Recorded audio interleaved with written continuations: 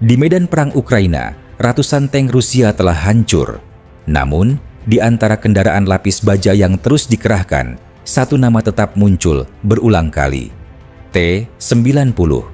Tank ini bukan model baru sepenuhnya, tetapi menjadi tulang punggung utama pasukan darat Rusia. Pertanyaannya sederhana, mengapa Rusia mengandalkan T-90 di tengah perang modern yang sudah dipenuhi rudal presisi dan drone? Apa keunggulannya? Dan sejauh mana efektivitasnya di medan tempur Ukraina?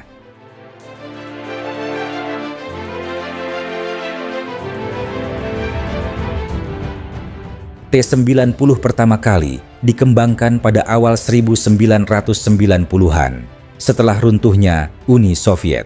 Desain dasarnya berasal dari T-72, tetapi mendapat peningkatan pada sistem tembak, perlindungan, dan mesin. Dalam konteks militer Rusia, T-90 diposisikan sebagai tank generasi ketiga, bukan yang paling mutakhir, tapi paling realistis untuk perang besar. Ketika T-14 Armata diumumkan, banyak yang menyangka Rusia akan segera beralih ke generasi baru tank. Namun kenyataannya, produksi armata lambat, mahal, dan kompleks. Dalam kondisi perang, Rusia memerlukan kendaraan yang bisa dibuat cepat, mudah diperbaiki, dan krunya sudah terlatih.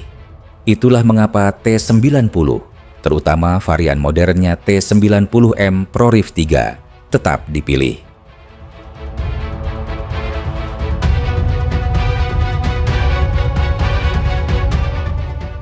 Ada alasan ekonomi dan industri yang jelas.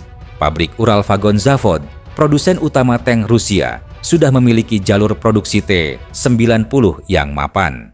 Suku cadangnya tersedia dan sistem logistiknya telah teruji selama puluhan tahun. Dalam situasi sanksi internasional, ini menjadi keuntungan besar. Selain itu, Rusia menghadapi perang panjang yang menguras sumber daya. Setiap tank yang hancur harus segera diganti. Mengandalkan tank super mahal seperti Armata tidak masuk akal secara praktis. Rusia memilih mempertahankan kuantitas yang bisa bertahan lama, bukan sekadar kualitas tinggi dalam jumlah kecil. T-90 menjadi simbol pendekatan pragmatis itu. Cukup modern untuk menghadapi musuh, tapi masih bisa diproduksi massal dengan biaya yang realistis.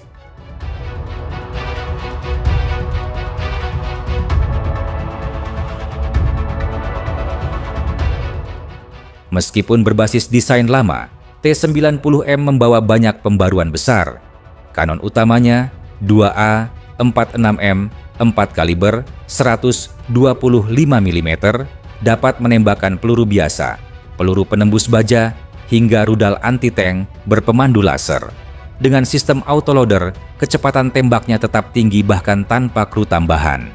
Dari sisi perlindungan, T-90M menggunakan era relic, lapisan armor reaktif yang mampu menahan peluru tandem charge seperti yang digunakan rudal Javelin.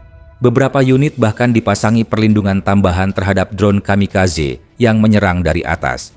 Sistem elektroniknya juga jauh lebih modern dibandingkan generasi sebelumnya.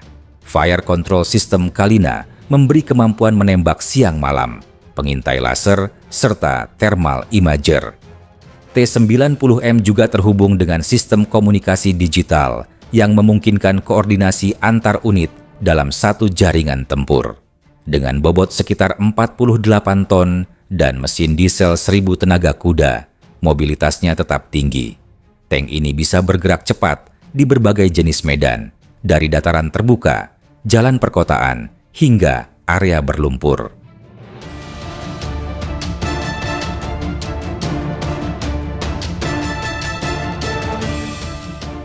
Namun, keunggulan teknis tidak menjadikan T-90 kebal di medan perang modern. Ukraina telah menghancurkan banyak unit T-90, bahkan varian T-90M sekalipun. Sebagian besar kerusakan disebabkan oleh serangan dari atas, titik lemah semua tank modern yang dilakukan oleh drone dan rudal berpemandu. Selain itu, meski T-90M sudah memiliki ruang amunisi yang lebih aman dibanding T-72, sistem penyimpanan pelurunya masih berada di bawah turret. Ketika terkena penetrasi langsung, risiko ledakan Jack in the Box tetap ada, di mana turret terlempar keluar dan seluruh kru tewas seketika. Produksi massal juga menghadapi batasan.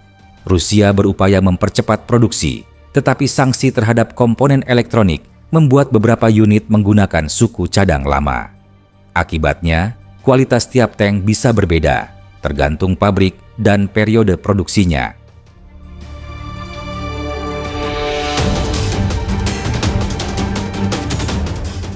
Melihat ancaman dari drone dan rudal, Rusia mulai memodifikasi T-90 di lapangan.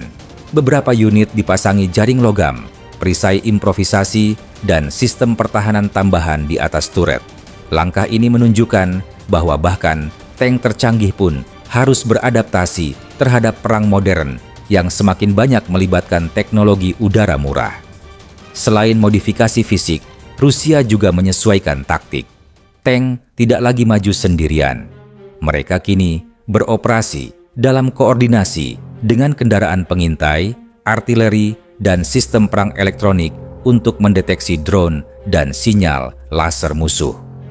T-90 digunakan lebih sebagai bagian dari sistem tempur gabungan, bukan sebagai raja medan perang seperti era Perang Dingin.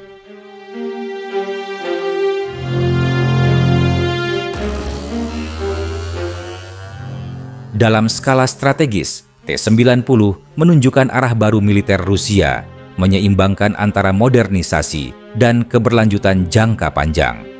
Rusia menyadari bahwa perang seperti di Ukraina bukan perang singkat.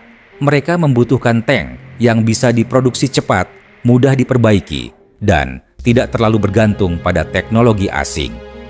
T-90 memenuhi semua kriteria itu. Ia bukan tank terbaik di dunia, tetapi cukup efisien untuk digunakan dalam perang besar.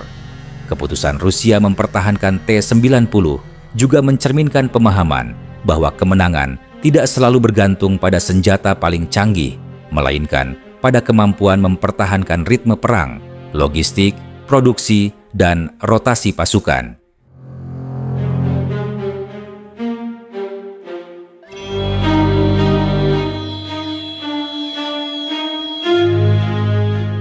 Video ini dibuat untuk tujuan edukatif dan analisis semata.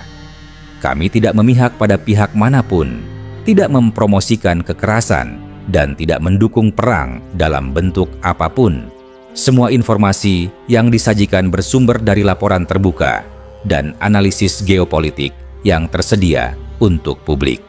Tujuan kami adalah memberikan pemahaman yang seimbang tentang situasi global agar masyarakat dapat berpikir kritis dan bijak.